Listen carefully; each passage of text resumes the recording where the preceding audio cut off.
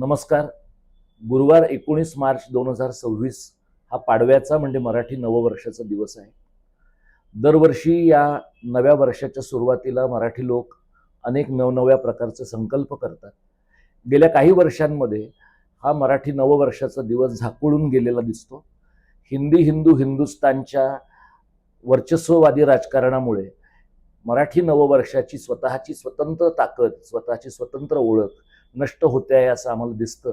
आणि म्हणून यंदापासून मराठी अभ्यास केंद्र आणि समविचारी संस्थांच्या मदतीनं मराठी नववर्षाच्या निमित्ताने महाराष्ट्र धर्माबद्दलचा अभिमान व्यक्त करणारी यात्रा आम्ही सुरू करतो आहोत. हा अत्यंत महत्त्वाचा दिवस आहे मराठी समाजाच्या जीवनातला. आणि त्यामुळे काही नवी सुरुवात करायची असेल तर सुरुवात करण्यासाठी संयुक्त महाराष्ट्राच्या दालनासारखी सुंदर जागा नाही.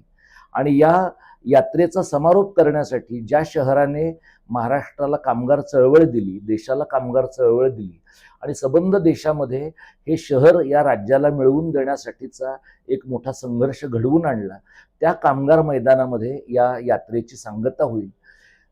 या यात्रेमध्ये महाराष्ट्रातल्या, मुंबई शहरातल्या प्रत्येक जाती धर्माच्या, मग तो मराठी मुसलमान असेल, मराठी ख्रिश्चन असेल, मराठी बौद्ध असेल, गावखेड्यातला मराठी जैन असेल, ज्याचं मराठी मातीशी, मराठी शाळा, मराठी भाषा, मराठी माणूस आणि महाराष्ट्र धर्माशी नातं आहे, अशा प्रत्येकाचं स्वागत आहे.